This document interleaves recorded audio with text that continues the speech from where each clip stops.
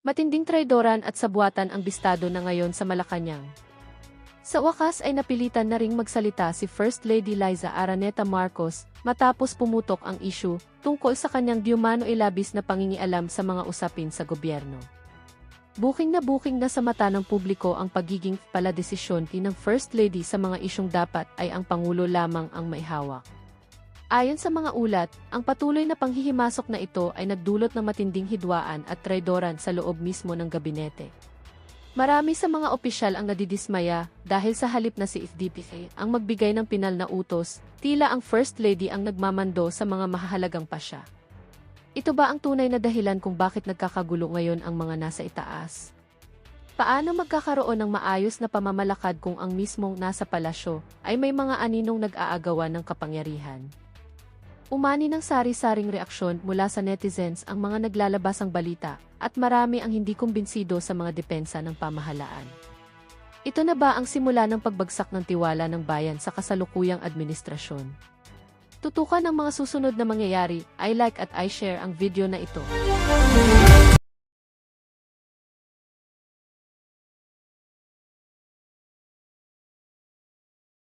Ganyan lang ho itsura niyan pero mayaman. Maraming pera ho yan. Honorable ko, In reference to the few manifestation. follow-up question lang from the Honorable Chua. Got it, Madam Chair. Just a brief manifestation, Madam Chair. Madam Chair, alam po ninyo yung designated survivor, no? Eh, gusto ko lang i-emphasize na hindi po natin po pwedeng baliwalain ito. Yan, baliwala Kasi eh.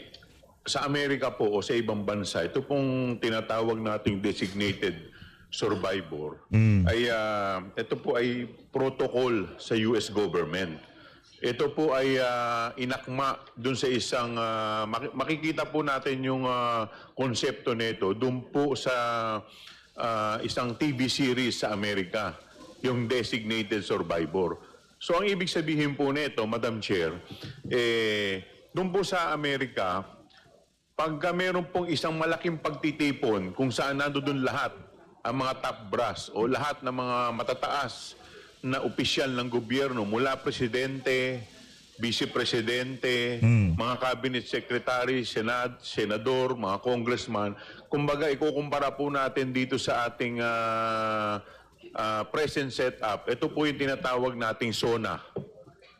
Sa Amerika po, mayroon pong isang opisyal ng gobyerno na sineseparate nila o hindi nila pina-attend doon sa pagtitipo na yon ng kagaya ng SONA. Yun ang tinatawag nilang designated survivor. Ang purpose po nun, Ano? in the event na may mangyari, halimbawa po, nagkaroon po ng catastrophic event, nagkaroon ng matinding lindol, nagkaroon ng matinding halimbawa o binomba yung isang lugar kung saan nandoon lahat ang mga matataas na opisyal ng gobyerno.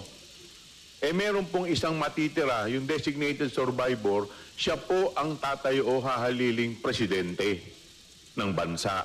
Yun po yung ibig sabihin ng designated survivor. Ngayon, ang tanong ko po, bakit po ito binabanggit ng ating vice-presidente? Meron po ba siyang alam na masamang mangyayari nung panahon na yon? O may alam ba ang ating vice-presidente na mangyayari kaya ayaw po niyang dumalo sa SONA? So ito po yung mga katanungan na hindi po natin dapat binabaliwala. So yun lang po, Madam Chair. Madam Chair. Before we proceed, our parliamentary Pambihira naman, pati pa naman yung hindi pagdalo sa SONA. Nitong si VP Sara, ginagawa niyong big deal, mga walang hiya talaga kayo. Diba, kung ayaw dumalo sa SONA ni VP Sara, simple lang yan. Dahil ang papangit nyo, ayaw niya kayong makita dyan sa House of Representatives, di ba? Mantakan nyo mga kababayan, sasalubong sa inyo dyan si Bernadette Barbers, si Jinky Luistro. Di ba, wag na lang. Magkape na lang siya sa Davao. Huwag na siya magpunta dyan. Sasalubong pa sa iyo si Joel Chua. Benny Abante. By the way, malapit na naman ho ang susunod na SONA nitong Singagba. Ano na naman ho kayang sasabihin nitong mama na to? Inaabangan ho ng ating mga kababayan kung ano ng development doon sa kanyang mga tinuran doon sa huli niyang SONA na mahiya naman kayo. Ano na yung ika nga development? Ano ng mga progress sa pagpapanagot doon sa mga mastermind sa mga maanumalyang flood control project? Yun ang problema natin dito. Meron pa ba? Ha? Kasi nagdaan ng Pasko, sabi niya maraming walang Merry Christmas. Diba? Maraming magpapasko sa kulungan. O, hindi nangyari. O, natapos na Semana Santa. Diba? Nagkaroon na ng linggo ng pagkabuhay. Pambira mo pa hanggang sa ngayong mga panahon na to, yung big fish ho nila, yung mag-asawang Biskaya. Pambihira.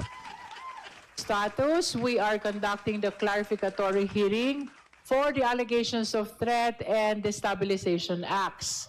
And there are justice members who have raised clarificatory questions already. We are on the video.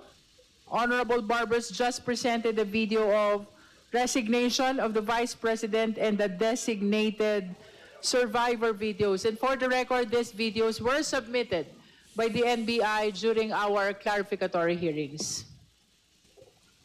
To proceed, Madam Chair. the Honorable Joboy Aquino. Yeah, thank you, Madam Chair. Hindi ba unfair naman po kung ang pop culture reference ay gagawin basihan ng suspicion? Marami namang gumagamit ng references from films and series Ako po. as metaphor.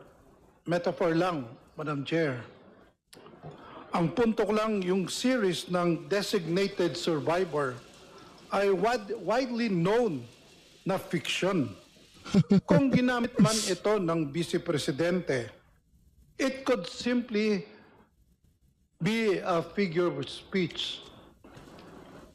We should be careful not to overinterpret statements or put meaning beyond its plain language, Madam Chair. Tama yan kung Joboy. Madam Chair. I observe that Chair Benny Abante is also raising his hand. Her. Do you have Her yan, her. Her hand. any manifestation right now? Napanaginipan ko si Benny Abante. Napanaginipan ko si Benny Abante. Hindi, no, walang biro to. Walang biro. Napanaginipan ko talaga si Benny Abante. Meron daw siyang daladalangan. Sa panaginip ko to ha. Sa panaginip ko. Hindi biro. Hindi na tayo tatawa. Napanaginipan ko talaga. Siguro kaka-content dito kay Benny Abante. Pati siya pagtulog na napapanaginipan na natin siya. Meron daw siyang daladalang dalawang bag na kulay itim. Hindi duffel bag ha. Alam niyo yung pambabaing bag. Square. Tapos may bukasan ganon. Dala-dala daw siyang dalawang ganon. Tapos inaabutan ako ng pera. Inaabutan ako ng pera ni Benny Abante. Sa panaginip ko to ha. Tag-100 nakabundle ng gano'n. Sabi ko, anong gagawin ko dyan? Si PH talaga kahit sa panaginip no. Panaginipan ko sabi niya, ito sa ito. Ginagano sa akin. Hindi, sabi ko. Hindi pwede. Baka siyang pag-aaling niya, sabi ko. Siyempre, kahit na naginip ka, yung pagka nakita mo si Benny Abante, naalala mo yung mga mali-malitang pera. Sa isip ko, baka galing pa sa mga maleta. No, mahirap na. Diba? Ayun, nagising ako. Sabi ko, buti na lang panaginip lang yun. Hindi, totoo na panaginipan ko talaga si Benny Abante. Dalawa. Yung isa, naglalamang tig-100 nakabundle. Yung isa naman, naglalaman ng parang foreign currency. Hindi ko alam yung nakalimutan ko, hindi ko na maalala yung hindi dolyar yung parang euro ata yung laman, nakabundle no, nakabundle yung mga pera. Naabutan akong gano'n ni Benny Abante. Baklase. Grabe, maging sa panaginip ito si Benny Abante, kakaiba. Clarificatory question with regards to the resignation video and the designated survivor video. I requested, Madam Chair, that after the clarificatory questions that I would be allowed to make a manifestation. All right, so I will call you after all the clarificatory questions. The Honorable Kong Attorney J.P. Padiernos is recognized. Madam Chair, thank you so much. Madam Chair, I understand yung point po na ni-raise ni Honorable Jobo Aquino. However, we must also consider the other side of the coin. There is a need to examine the statements of the impeachable officer in their entirety and not in isolation in order to determine context, intent, and possible implication. In particular, the reference to the show Designated Survivor cannot be viewed on its own, divorced from the other statements made before, during, or after it. Nevertheless, it must be emphasized that at this stage of the impeachment proceedings, the issue is not yet final guilt or innocence. The question before us is only whether there is sufficient factual basis and probable cause to hold the impeachable officer answerable for the allegations. Whether the impeachable officer is ultimately guilty of the impeachable offense. Grabe no, yung mga abogado ho nila pagka merong nag-raise ng katanungan, kagyat meron ho kagad silang binabasang kasagutan. Di ba? Ibang klase ho, ang bibilis ho ng mga abogado nila. Kaya dito ho mga kababayan, usapin ho ito ng kung gaano kagagaling yung mga abogadong nasa likod nito mga congressman na to. Sabagay, pagdating naman sa House of Representatives, pagdating sa tanong, ano na ho yan, ika nga, mahihirapan ho sila doon. Di ba? Pagka nagtanong na itong si Congressman Ege Irice, wala na hong ano doon. Wala nang pangit itong si Jinky Luistro, di ba? Maraming magtatanong dyan, abangan na lang ho natin. Sigurado talagang yun ho, doon mag-uumpisa ang bloodbath pag napunta sa plenaryo, yung impeachment na ni VP Sara. Whether in relation to the designated survivor reference or the other statements attributed to her, as mentioned a while ago, is a matter that belongs to the Senate to determine at the proper time should the case proceed in trial. That's all, Madam Chair. The manifestation of the Honorable J.P. Padiernos is noted. Now we recognize the Honorable D.S.J.J. Suarez. Yes, Maraming it is. salamat, Madam Chair. Alam niyo po, maaaring fiction po yung series ng Designated Survivor sa US. Kaso lang, hindi po ito biro sa atin. Unang-una, dahil ang nagbigkas po ng mga salitang yan, ay yung mismong makikinabang kung merong mangyari sa buhay ng ating presidente. She is the direct beneficiary of anything that will happen to the president. Huwag kayong mag-alala. Kayo naman mga kabado kayo. Walang mangyayari kay Marcos Jr.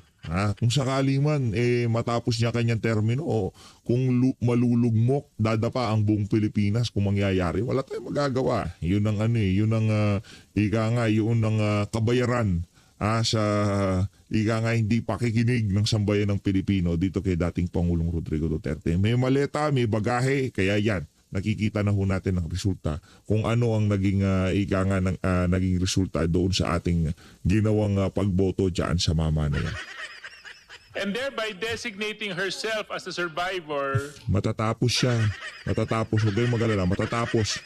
Kahit hindi niya sabing designated survivor siya, yun talaga ang ano niya. Ang problema kasi dito sa hearing na to, magre-raise sila ng punto, pagka mayroong komisyon,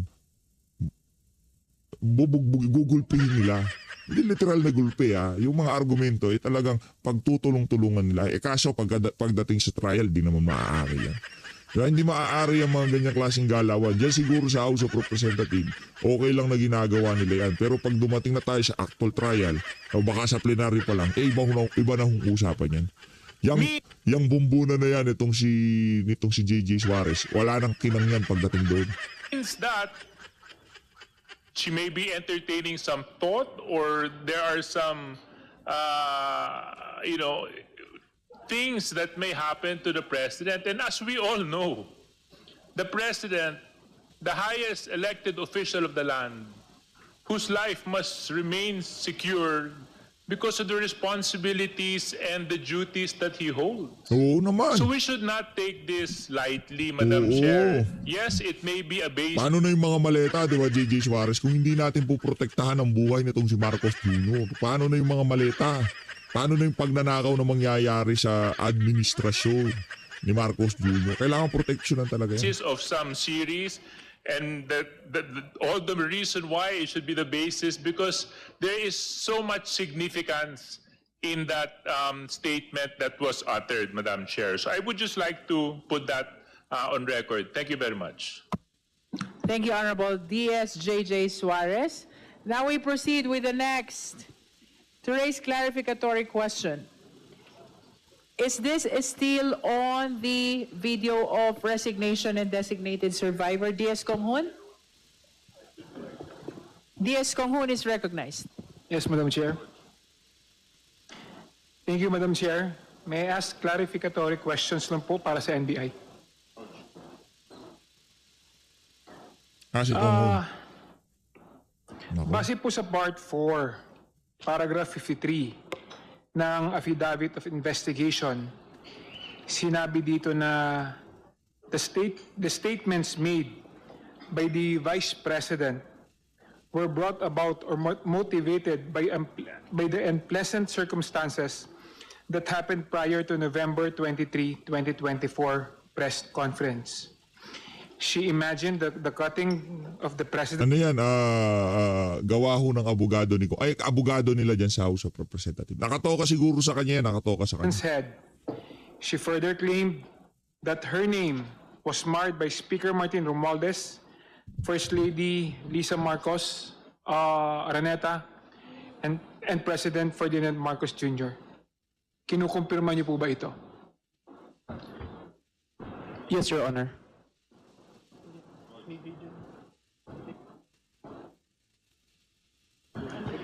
It's on the October 18. Ito mga taga-NBI na to, bata pa lang, oh. Mga babata ho nila. Oh. Good luck na lang sa magiging karera nyo. Nagpapagamit kayo sa mga ganyang klaseng politika. Oh, good luck na lang, good luck. Sa bagay, kung kumpasa naman kayo nitong si Melvin Matibay, wala naman kayo magagawa kasi trabaho nyo nga naman talaga yan. No? Kung di naman kayo susunod, hahanap siya ng kapalit. Literal na kapalit sa pwesto nyo. Video that was also authenticated, Your Honor. Thank you. Base naman po sa Part 4, Paragraph 54 ng Affidavit of Investigation, sinabi po dito na the convolution of these circumstances will demonstrate that the threat is not a product of temporary fit of anger, but it was deliberately thought out by the Vice President. Kinukumpirma niyo po ba ito? Yes, Your Honor. Walang dating yan. Di kagaya ng huling hearing Madam nila Chair, dyan. Ay trial nila. Manifest that what we're seeing now is not a single isolated statement. When you put everything together, the resignation as a DepEd Secretary in June 29, 2024, and the self-declaration as the designated survivor in July 11, 2024, the remarks made in October 18, 2024 press conference, the threat to the life of the President, First Lady, and former Speaker of the House in November 23, 2024, and confirming the same on November 26, 2024, it forms a pattern that cannot simply be dismissed as a casual rhetoric. Ito po ay hindi about sa politics alone. This is about whether these statements cross the threshold of a credible threat that requires a state response. Thank you, Madam Chair. Bakit hindi pa inuhuli ng NBI itong si VP Sara kung talagang meron siyang pananagutan doon sa mga pronouncement niya na yun?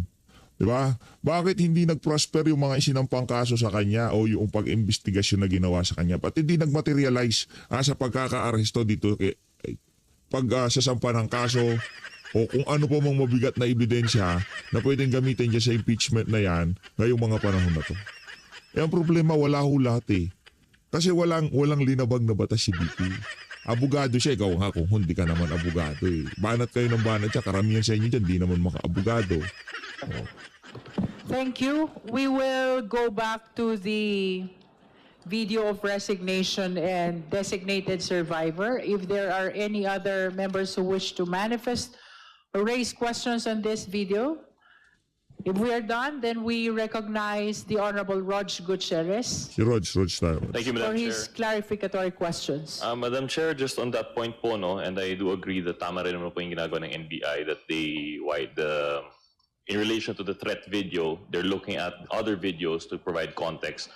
And actually, naalala ko lang po there was another video, I think, that was a pronouncement by a family member of the Vice President in relation to sort of political destiny of sorts, yung dun tungkol sa mga Romanov at mga Mussolini. I would just like to clarify, Madam Chair, was that also included for context in the investigation of the NBI? May we hear from the NBI? The Honorable Gutierrez is asking if the video about Romanov is part of your submissions. Yes, Your Honor, it's part of the submission. The but, same has been authenticated yes. as well? Yes, Your Honor, but it's being considered on an ongoing investigation.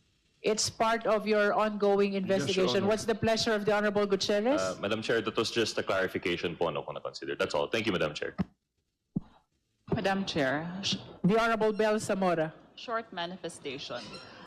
Cross-court history, although we already have traced back why there's a referral on that matter. So, and I tend to agree with the Honorable Zamora that the reason why we're still considering what we're saying, that there is an ongoing investigation, because just recently, I think first week of April, there was a rally in Club Filipino when they launched the Rage.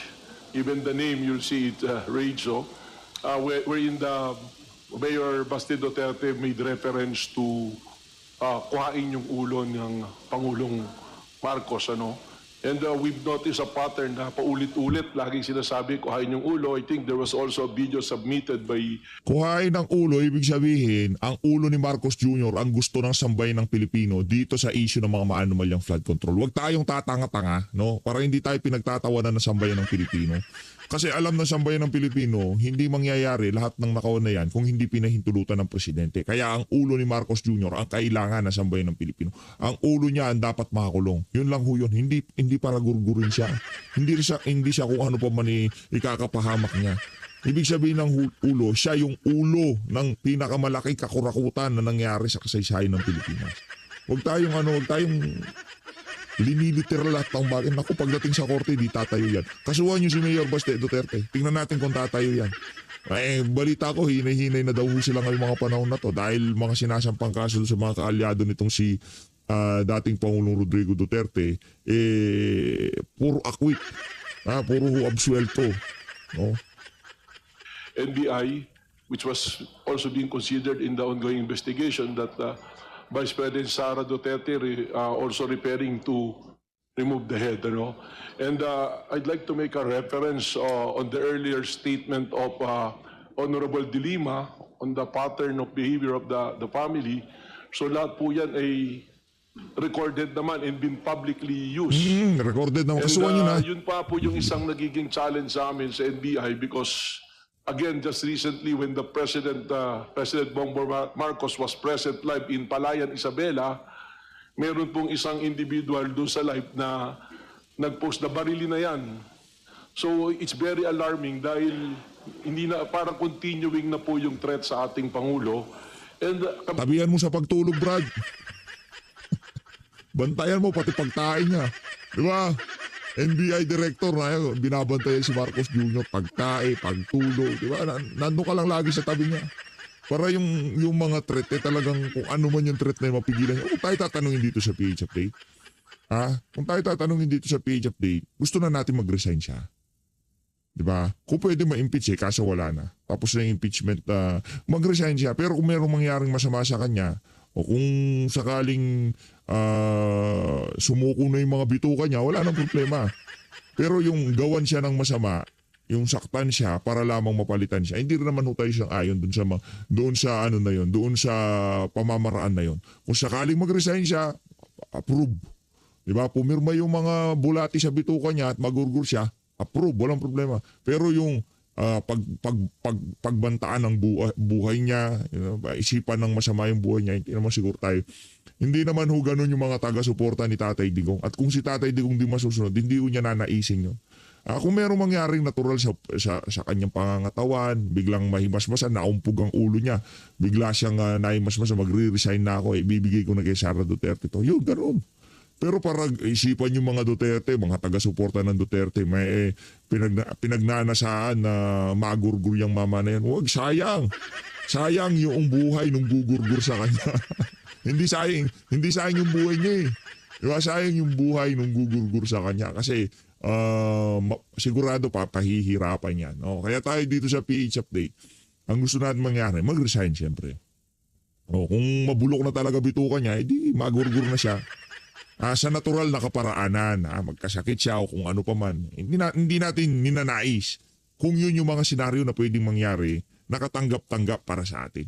Pero para kunin yung liniliteral yung mga sinasabi ng mga Duterte, kunin ang ulo niya. Hindi totoo yan. Malaking kasinungalingan yan. Kabalbalan yung sinasabi na nito si Sabi naman po sa law enforcement, any threat to the president or high official in government, we consider it as a threat to the national security.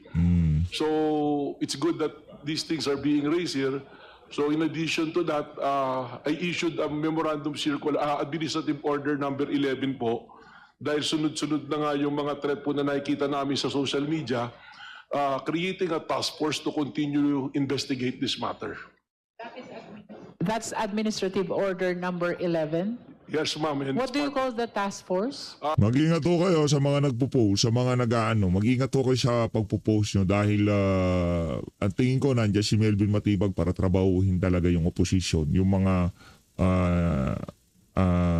bumabanat sa administrasyon. Kaya mag-ingat ho kayo sa mga pinupost nyo, baka imbestigahan ho kayo niyan, may NBI ho kayo. Mahirap na. No, ako na ho nagsasabi sa inyo, kakanain kayo niyan kahit ordinaryong Pilipino kayo. No, kung meron kayong nasa isip, panataliin nyo na lang ho sa isip niyan. Huwag nyo nang ilalabas sa social media. Huwag na ho. Laking aberya ho niyan. Kakanain at kakanain ho kayo ng mama na yan. Sigurado. Yung wala naman pong official name, but it's a task force to monitor all the threats to the president and to all other officials in government. Is that part of your submission also? Yes, to the ma'am. committee? Although it's not directed particularly to the Dutertes, but it's directed po to, in general, sa lahat po.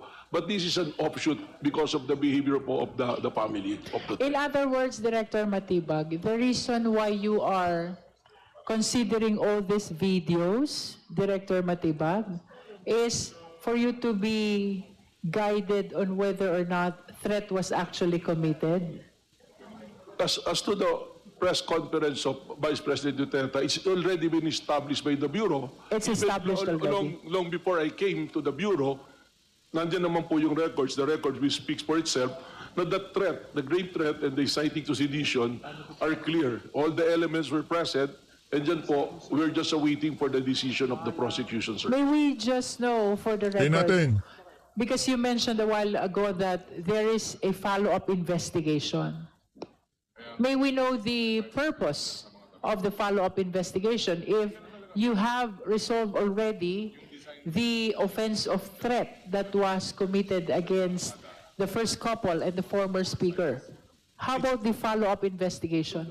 It's an ongoing investigation po. If you recall, dun po sa video ni Vice President, sinabi niya na no joke, nag-hire na siya ng assassin, ano po. And we're trying to identify and pinpoint the assassin. And just to let you know, we have leads already. We have some personalities that we are nagsusurveillance at sinusundan po namin. But I have to caution you and immediately say that I apologize that we cannot name the names of those individuals naming sinusundan. But we are zeroing on several individuals already na maaaring yun po yung kinausap niya doon sa threat na ginawa po niya. Wait, let me confirm. You said that you have leads about the assassins hired by the Vice President?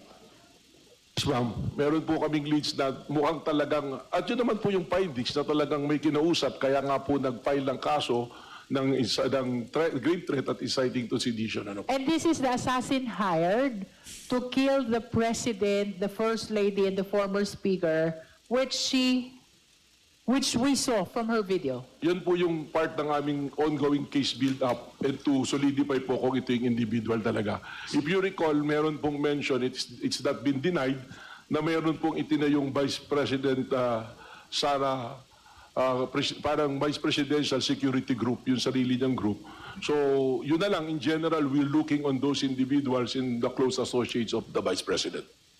Can you expound on the Vice President Security Group? What is the significance of this to your ongoing investigation? Well, meron po kasing baka na-identify dyan na still in the military service and marami rin po dyan yung no longer in the military service. Ano po.